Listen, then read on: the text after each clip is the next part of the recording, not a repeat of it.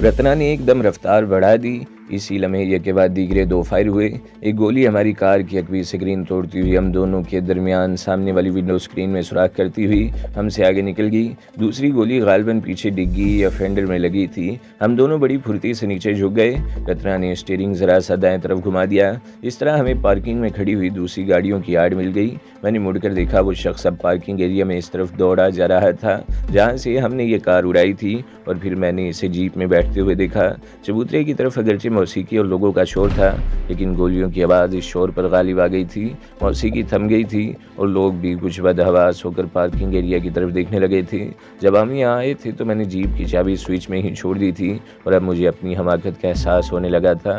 वो शख्स जीप पर ताक़ुब करके हमारे लिए परेशानी पैदा कर सकता था। हमारी कार होटल के एरिया से निकलकर सड़क पर आ रही थी कि कान फाड़ देने वाला एक धमाका हुआ। मैं अपनी सीट पर उछल गया। स्टीयरिंग पर रत्ना की गिरफ्त भी ढीली पड़ गई और कार लहरा गई, मगर रत्ना ने इसे फ़ौरन ही संभाल लिया। मैंने मुड़कर देखा, हमारी जीप के परखचे उड़ गए थे और आसपास खड़ी हुई दूसरी कारें भी जद में आ गई थीं, जिनसे आग के शोले उठ रहे थे। इस शख्स का कहीं नामो निशान नज़र नहीं आ रहा था जिसने हमारे ताक़ुब के लिए जीप स्टार्ट करने की कोशिश की थी। होटल में भगदड़ मच गई। चबूतरे पर सजी हुई राग रंग की महफिल भी दरहम बरहम हो गई। लोग बदहवास होकर इधर उधर भागने लगे। मेज़ें कुर्सियाँ उलट रही थी। लोग एक दूसरे पर गिर रहे थे और फिजा चीखों से गूंज रही थी। रत्ना ने कार रोक ली। मैं भी इस तरफ देख रहा था। एक और धमाका हुआ। एक कार का पेट्रोल टैंक फट गया था। शोलों में लिपटी हुई कार कई फीट ऊपर उछली और टुकड़े टुकड़े होकर चारों तरफ बिखर गई। जलती हुई कार के कुछ टुकड़े चबूतरे पर लोगों के हुजूम पर गिरे। चीखम और धाड़ पहले से ज़्यादा बुलंद हो गई। कई लोग जख्मी हुए थे। रुको नहीं, कार आगे बढ़ाओ रत्ना, मैंने सीट पर संभल कर बैठते हुए कहा। रत्ना एकदम जैसे होश में आ गई। वो संभल गई और कार एक झटके से आगे बढ़ा दी। ये सब कुछ कैसे हुआ? इसने मेरी तरफ देखते हुए कहा। तुम्हें बेला के अल्फाज याद होने चाहिए, मैंने कहा। एक बार पीछे मुड़कर देखा।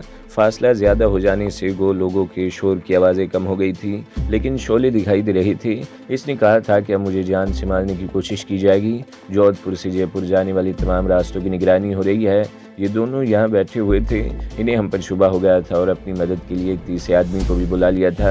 इस दौरान मौका पाकर इन दोनों में से किसी ने हमारी जीप में बॉम्ब लगा दिया था, जिसका तार इग्निशन से जोड़ दिया गया था, ताकि अगर हम इन्हें चकमा देकर भागने की कोशिश करें तो जीप स्टार्ट करने के लिए स्विच घुमाते ही हमारे परखचे उड़ जाएं। ये काम उन्होंने इस वक्त किया होगा जब हम कॉटेज में आ चुके थे और गालिबन इसके तीसरे साथी को इसका इल्म नहीं था। इसने जैसे ही जीप स्टार्ट करने की कोशिश की, ज़ोरदार धमाका हुआ और फिर वही कुछ हुआ जो तुम देख चुकी हो। बात ख़त्म करके मैंने एक बार फिर पीछे मुड़कर देखा। हम तकरीबन 2 मील का फासला तय कर चुके थे, मगर शोले अब भी नज़र आ रहे थे। 2-3 मील का फासला और तय हो गया। हम शहर के नवाब में दाखिल हो चुके थे। सड़क के अतराफ में आलीशान कोठियाँ देखकर मुझे अंदाज़ा लगाने में दुश्वारी पेश नहीं आई कि मकराना बड़ा शहर था। सामने दूर दूर तक जगमगाती रोशनियाँ नजर आ रही थीं। 1 मिनट रुक जाओ, मैंने एक मोड़ से आगे निकलते ही गाड़ी रुकवा ली। ये शहर में दाखिल होने वाली मरकज़ी सड़क है, हो सकता है आगे कहीं। मैं जुमला मुकम्मल नहीं कर सका क्योंकि इस वक्त फ़िज़ा में सायरन की आवाज़ गूंजने लगी। रत्ना ने कार साइड पर रोक ली। इस तरफ थोड़ा बहुत ट्रैफिक भी था। सड़क पर चलने वाली दूसरी गाड़ियां भी या तो रुक गई थीं या साइड पर हो गई थी। चंद सेकंड्स बाद ही सामने किसी मोड़ पर से पुलिस की एक जीप और फायर ब्रिगेड की 2 गाड़ियां नमदार हुईं और चीखती दाड़ती हमारे करीब से गुजर गईं। मेरा ख्याल है किसी ने होटल से टेलीफोन पर पुलिस और फायर ब्रिगेड को इतला दे दी है, मैंने रत्ना की तरफ देखते हुए कहा। इस वक्त मैं ये कह रहा था कि ये शहर में दाखिल होने वाली मरकज़ी सड़क है, हो सकता है आगे कहीं चेकिंग हो रही हो, और अब तो ये बात यकीनी हो गई है।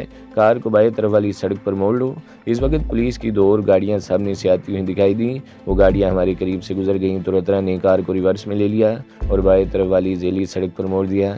इस शहर का नवाही रिहायशी इलाका था और गालिबन इस इलाके में दौलतमंदों की रिहाइश थी, क्योंकि कोठियाँ बहुत शानदार और बड़ी बड़ी थी। कहीं कहीं दुकानें भी थीं, लेकिन इस वक्त रात के 12 बजने वाले थे और दुकानें बंद हो चुकी थी। अलबत्ता एक मोड़ पर एक छोटा सा रेस्टोरेंट खुला था जिसमें चंद ही लोग बैठे हुए थे। हमारे लिए सबसे बड़ा मसला इस वक्त इस कार से निजात हासिल करना और किसी महफूज जगह का बंदोबस्त करना था।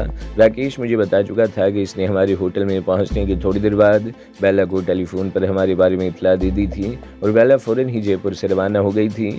वो या तो मुकराना पहुंच गई होगी या पहुंचने वाली होगी। इसने ये बात तकरीबन 1 घंटे पहले बताई थी। अगर इस वक्त तक बेला मुकराना नहीं पहुंची थी तो अब पहुंच गई होगी और इसे भी होटल में होने वाले धमाकों और इनसे फैलने वाली तबाही का पता चल गया होगा और इसने ये नतीजा अखज़ करने में देर नहीं लगाई होगी कि वो सब कुछ मेरा किया धरा हो सकता है वो खुद भी होटल पहुँच गई हो। एक बात बहरहाल तय थी कि कुछ ही देर बाद पूरे शहर में चेकिंग शुरू हो जाएगी। होटल, सराय, गेस्ट हाउसेज, कोई ऐसी जगह नहीं छोड़ी जाएगी जहां अजनबियों के लिए रिहाइश का बंदोबस्त हो सकता हो। इसलिए जाहिर है हम किसी ऐसी जगह का बंदोबस्त नहीं कर सकते और फौरी तौर पर कार से निजात हासिल करना भी ज़रूरी था। आगे एक बड़ा चौराहा देखकर मैंने रत्ना को कार रोक लेने का इशारा किया। कार को इस गली में मोड़ कर रोक लो, हो सकता है आगे चेकिंग शुरू हो गई हो। लेकिन हम पैदल कहाँ जाएंगे? रत्ना ने कार गली में मोड़ते हुए कहा। वो गली बंगलों के दरमियान थी और इस वक्त सन्नाटा था। रत्ना ने एक जगह कार रोक ली और इंजन बंद कर दिया। हम दोनों आहिस्तगी से दरवाज़ा खोलकर नीचे उतर आए।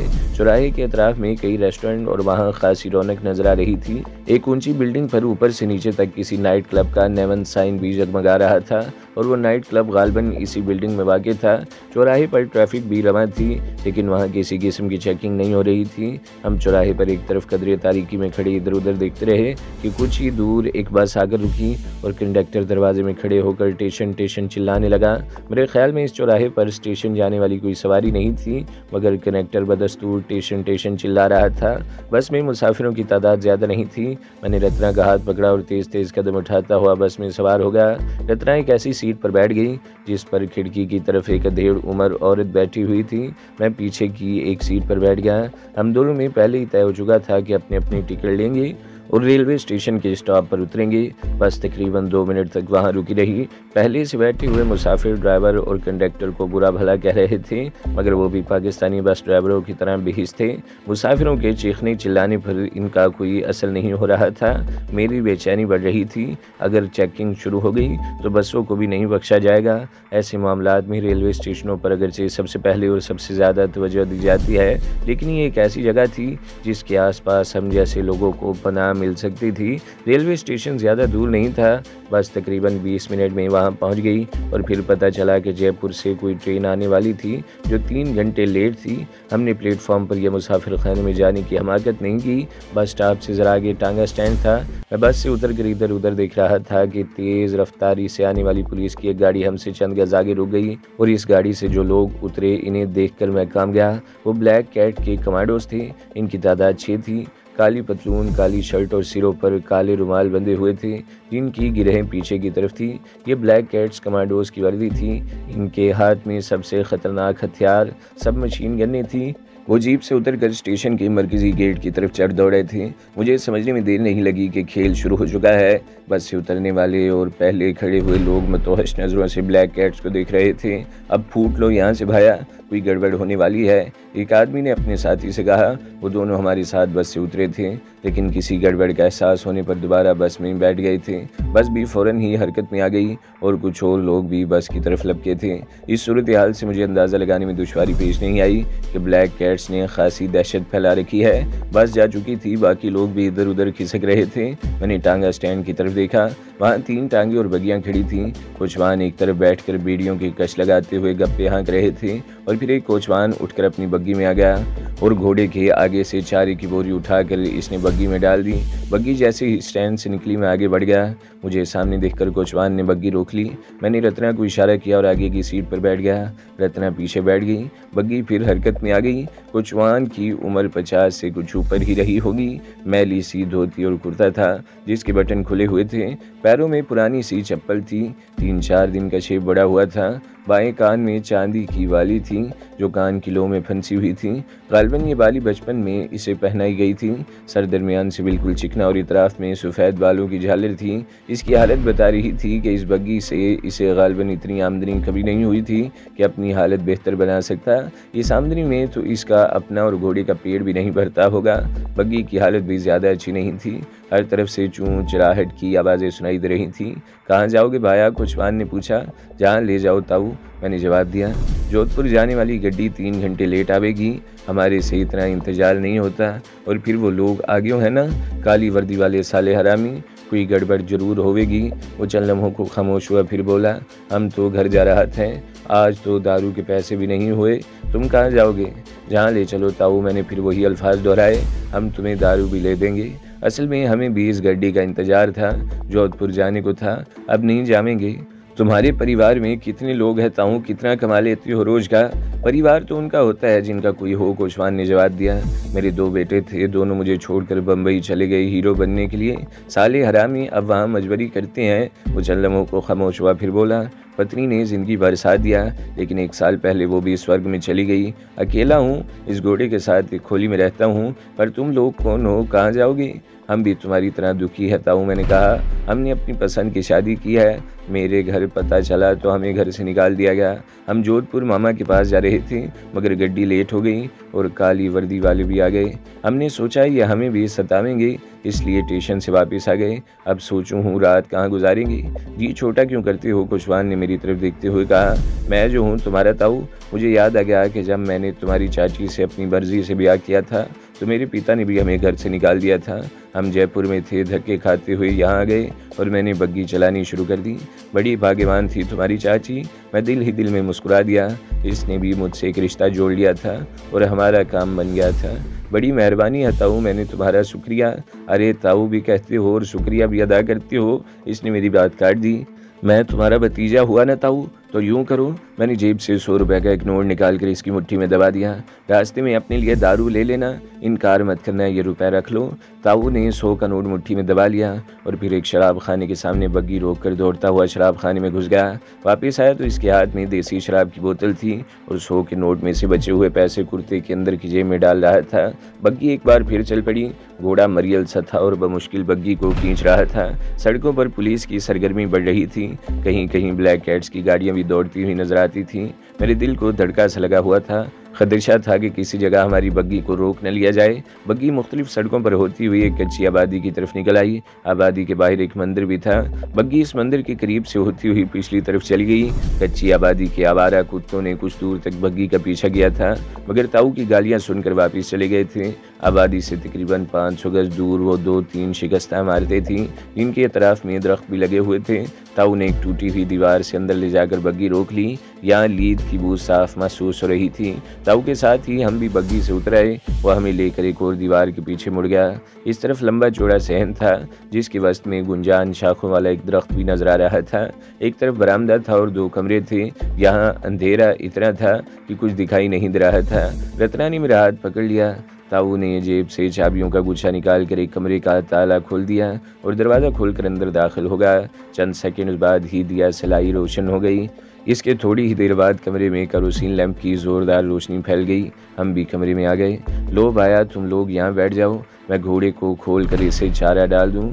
ताऊ कहता हुआ बाहर चला गया। मैं इस कमरे का जायज़ा लेने लगा। खासा बड़ा कमरा था। एक तरफ जलंगा सी चारपाई पड़ी थी, जिस पर बहुत मैला सा बिस्तर लगा हुआ था। दूसरी तरफ दीवार के साथ खजूर के पत्तों की चटाई बिछी हुई थी, जिस पर मग्गा, एक थाली और कुछ और चीज़ें पड़ी हुई थीं। एक दीवार पर लगी हुई खूंटी पर 2-3 पुराने से कपड़े टंगे थे। मैंने रत्ना की तरफ देखा। वो वहशत ज़दा सी नज़रों से मेरी तरफ देख रही थी। मजबूरी है, मैंने मुस्कुराते हुए कांधे उचका दिए। इस वक्त इससे ज़्यादा बेहतर और महफूज जगह मिल नहीं सकती। कौन सोच सकता है कि हम यहाँ पनाह लिए होंगे। तुम्हारा ताऊ बिल्कुल ही अकेला तो नहीं होगा, रत्ना बोली। यहाँ बस्ती के लोगों का आना जाना भी होगा। मेरा मतलब है इसकी कोई जानने वाले। ये सोचना बाद की बात है। फ़िलहाल तो हम महफूज जगह पर आ गए हैं। बैठ जाओ। मैंने चारपाई की तरफ इशारा किया। रत्ना चारपाई पर बैठी तो अंदर धंस गई। मैं करीब खड़ा इधर उधर देखता रहा। 15-20 मिनट बाद ताऊ वापिस आ गया। इसके हाथ में शराब की बोतल भी थी। इसने सरसरी सी नज़रों से हम दोनों की तरफ देखा और चिटाई पर बैठकर बोतल खोलते हुए बोला, दारू पियोगे? नहीं ताऊ, मैं दारू नहीं पीता, मैं कहते हुए इसके पास चिटाई पर बैठ गया। ताऊ ने बोतल मुंह से लगाकर चंद घूंट भरी और फिर अपनी राम कहानी सुनाने लगा। इससे पहले मैंने ताऊ से वादा ले लिया था कि वो हमारे बारे में अपने जानने वालों और बस्ती वालों को कुछ नहीं बताएगा, और इसने बड़े खुलूस से वादा कर लिया कि वो 2 प्रेमियों को धोखा नहीं देगा। ताऊ ने हमारे बारे में इससे ज़्यादा कुछ नहीं पूछा था। मैं जो रास्ते में इसे बता चुका था, वो शराब के घूंट भरता रहा और अपनी राम कहानी सुनाता रहा। अपनी प्रेम कहानी, अपने पिता की ज़्यादती की कहानी, औलाद की नाइखलाकी की कहानी और ज़िंदगी की कठिनाइयों की कहानी। रत्ना जलंगा सी चारपाई में धंसी ऊँघ रही थी। मुझे भी इस बुढ़े की कहानी से सख्त कोफ्त हो रही थी, लेकिन मैं सब कुछ सुनने पर मजबूर था। मेरा ख्याल था कि रात इसी तरह गुजर जाएगी, लेकिन 3 बजे के करीब वो उठ गया। वो शराब की आधी बोतल खाली कर चुका था और हैरत की बात थी कि नशे के आसार दूर दूर तक दिखाई नहीं दे रहे थे। अब तुम सो जाओ, सवेरे बातें करेंगे, इसने मेरी तरफ देखते हुए कहा। तुम कहाँ सोओगे ताऊ, मैंने पूछा। मैं बाहर सो जाऊँगा, तू मेरी फिक्र न कर भतीजे। इसने झुककर चटाई एक सिरे से पकड़कर उठा ली। इस पर रखी हुई चीज़ें एक तरफ लुढ़क गईं। एक तरह झटके से चटाई उठाने से धूल भी उड़ी थी। इसने चटाई बाहर बरामदे में बिछा ली, करीब ही बोतल रख ली और चटाई पर लेट गया। मैं चंद लम्हे इसकी तरफ देखता रहा और फिर आहिस्तगी से अंदर से दरवाज़ा बंद करके कुंडा चढ़ा दिया। रत्ना ने आंखें खोलकर मेरी तरफ देखा और चारपाई पर एक तरफ कुर्सी रख गई। मैं भी इसके साथ ही लेट गया। चारपाई इस कदर ढीली थी कि रत्ना तकरीबन मेरे ऊपर लद गई थी। मैं आज की रात जाग कर गुजारना चाहता था, मगर नींद मुझ पर गालिब आने लगी और मेरी आंखें खुद ब खुद बंद होती चली गईं। धमाके की आवाज़ सुनकर मेरी आंख खुल गई। मैंने हड़बड़ा कर उठने की कोशिश की, मगर रत्ना मेरे ऊपर लदी हुई थी। मैंने इसे धकेल कर एक तरफ किया और सर झटकते हुए उठने की कोशिश करने लगा। धमाका दरअसल मेरे जहन में हुआ था। हकीकत ये थी कि कमरे का दरवाज़ा धड़धड़ाया जा रहा था। मेरे दिमाग में सनसनाहट सी होने लगी। मैंने सर झटकते हुए एक बार फिर रत्ना को एक तरफ धकेला और बड़ी मुश्किल से इस जलंगा सी चारपाई से उठने में कामयाब हो गया। रत्ना भी जाग गई थी। इस तरह दरवाज़ा धड़धड़ाए जाने से शायद वो भी कुछ बदहवास हो गई थी और मैं तोहर से इधर उधर देख रही थी। क्या है, कौन है? आवाज़ इसके हलक से अटक अटक कर निकल रही थी। मैंने होंठों पर उंगली रखकर इसे खामोश रहने का इशारा किया और दबे कदमों दरवाजे की तरफ बढ़ने लगा। कमरे में वेंटिलेशन का इंतजाम न होने की वजह से केरोसिन लैंप का धुआं भरा हुआ था, जिससे घुटन सी हो रही थी। दरवाजे के करीब पहुंचते ही मैंने जेब से पिस्तौल भी निकाल लिया। जिस अंदाज से दरवाज़ा धड़धड़ाया जा रहा था, इससे मुझे कुछ शुबा हुआ था। मैंने मुड़कर रत्ना की तरफ देखा। वो भी चारपाई से उठकर चारपाई के साथ खड़ी हो गई थी और इसके हाथ में भी पिस्तौल था। मैंने दरवाजे की झुर्री से आंख लगा दी। इसके साथ ही मेरे मुंह से गहरा सांस निकल गया। वो कुचवान ताऊ था जो वहशत ज़दा से अंदाज में दरवाज़ा धड़धड़ा रहा था। मैंने रत्ना को इशारा करते हुए पिस्तौल जेब में रख लिया और दरवाज़ा खोल दिया। ताज़ा हवा का झोंका बड़े सुकून बख्श महसूस हुआ था। दिन चढ़त आयो रे, ताऊ दरवाजे के सामने से हटते हुए बोला। कुछ खाओ पियो नहीं होगा, सारा दिन सोए रहोगे। मैं कमरे से बाहर आ गया। चारों तरफ चिट्टी धूप फैली हुई थी। मेरे अंदाजे के मुताबिक 9 बजे का वक्त हो चुका था। मैं बाहर निकल कर इधर उधर देखने लगा। रत्ना भी बाहर आ गई। इसके बाल बिखरे हुए थे और आंखें सुर्ख हो रही थी। तुम्हारी लुगाई तो बहुत सुंदर है, ताऊ रत्ना की तरफ देखते हुए बोला। इसकी सुंदरता ही तो मेरे को मार डाला है ताऊ, मैं मुस्कुराते हुए कहा और दीवार के करीब पड़ी हुई बोतल की तरफ देखने लगा। इसमें शराब के चंद ही घूंट बचे थे। हालांकि रात को आधी बोतल थी। मेरा ख्याल है ताऊ ने सुबह उठते ही बोतल मुंह से लगा ली। हाँ भतीजे, नारी सुंदर ना भी हो तो नारी ही होवे है, ताऊ ने कहा। मैं रत्ना की तरफ देखने लगा और फिर मैंने बातों ही बातों में ताऊ से मालूम कर लिया कि वो दोपहर के बाद बग्गी चलाया करता था। मैंने इसे कुछ रुपए देकर बस्ती की तरफ भेज दिया ताकि कुछ खाने पीने को ले आए। इसे एक बात भी ताकीद कर दी कि बस्ती में किसी को हमारे बारे में न बताए। बसी और इस सेन में दरख्त के नीचे पानी का एक ड्रम रखा हुआ था। हम दोनों ने मुँह हाथ धोया और घूम फिर कर इन खंडरों का जायजा लेने लगे। कच्ची ईंटों से बने हुए साथ साथ कई मकान थे जो टूट फूट कर खंडरों में बदल चुके थे। रिहाइश के काबिल यही एक हिस्सा था जहाँ ताऊ ने कब्जा जमा रखा था। इन खंडरों के पिछली तरफ एक नदी थी और इससे आगे झाड़ियों से हटा हुआ वसी और अरीज मैदान था, जिसकी दूसरी तरफ बुलंद और शानदार इमारतें नजर आ रही थी। हम घूम फिर कर वापस आ गए। सहन के वस्त में वो दरख्त बकाइने का था। धूप अगरचे ज़्यादा तेज़ नहीं थी, मगर बकाइन की घनी झाड़ियाँ बहुत भली लग रही थीं। मैंने बरामदे से चटाई उठाकर दरख्त के नीचे डाल दी और हम वहीं बैठ गए। ताऊ की वापसी तकरीबन 1 घंटे बाद हुई थी। इसने अक्लमंदी ये की थी कि खाने पीने की चीज़ों के अलावा हिंदी का एक अखबार भी ले आया था। रात को शहर में बहुत हंगामा हुए रहे है। इसने अखबार मेरी तरफ बढ़ाते हुए कहा। लोगन बोलत रहे हैं कि काली वर्दी वाले और पुलिस होटल की तलाशी ले रहे हैं। इन लोगन की आतंकवादियों की तलाश है जो जोधपुर से यहाँ आयो हैं। मैंने अखबार रत्ना की तरफ बढ़ा दी। जाहिर है मैं हिंदी नहीं पढ़ सकता था। ताऊ ने अखबार में लिपटी हुई खाने पीने की चीज़ें चटाई पर रख दी। आलू की भाजी, पूरियाँ, तंदूरी रोटियाँ और बहुत से पकौड़े थी। ये खाना इतना था कि हम दोपहर में भी खा सकते थे। ताऊ कमरे में चला गया। क्या खबर है, मैंने रत्ना से पूछा। पाकिस्तानी दहशतगर्द मुकराना पहुंच गया, ये हेडलाइन है, रत्ना ने कहा और फिर बताने लगी। कि पुलिस और ब्लैक कैट्स कमांडो रात भर हमें शहर में तलाश करते रहे हैं और तलाश का ये सिलसिला इस वक्त तक जारी रहेगा जब तक दहशतगर्द पकड़ा नहीं जाता। शहर से बाहर जाने वाले तमाम रास्तों की भी नाकाबंदी कर दी गई है। शहर से 10 मील दूर होटल में होने वाली दुर्घटना हमारे ही खाते में डाल दी गई है। इस हादसे में 3 अफराद हलाक और कई ज़ख्मी हुए हैं और कई गाड़ियाँ भी तबाह हुई हैं। तो दोस्तों, अगली किस्त सुनने के लिए हमारे चैनल को ज़रूर सब्सक्राइब करें, वीडियो को लाइक करें और बेल के आइकन पर भी क्लिक कर दें ताकि हर जो आने वाली वीडियोज़ हैं वो आपको सबसे पहले मिलती रहें।